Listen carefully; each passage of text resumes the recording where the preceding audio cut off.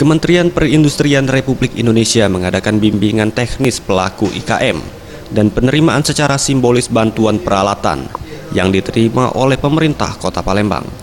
Mas Ripin HM Thoyib, Kepala Dinas Perindustrian Kota Palembang mengatakan, dengan bantuan yang diterima ini akan segera disalurkan ke industri kecil menengah di Kota Palembang.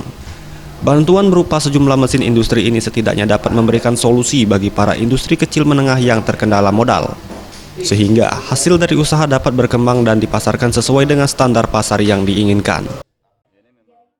Bintech untuk penumbuhan industri-industri baru. Dan tentu harapannya akan tumbuh industri-industri baru di Kota Palembang dan Banyuasin. Yang pada akhirnya mungkin kita mengharapkan untuk peningkatan pendapatan dari masing-masing UKM dan tentunya berimbas kepada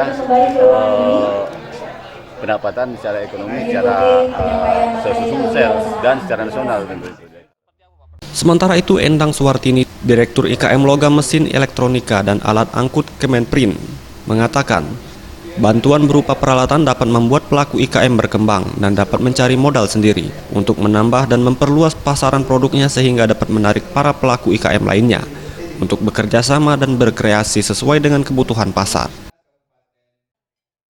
Kita lihat sentra yang di Banyuasin dan Kota Palembang apa. Kemudian juga kalau ada UPT kita dekati melalui pembangunan UPT, fasilitasi untuk pemberdayaan UPT.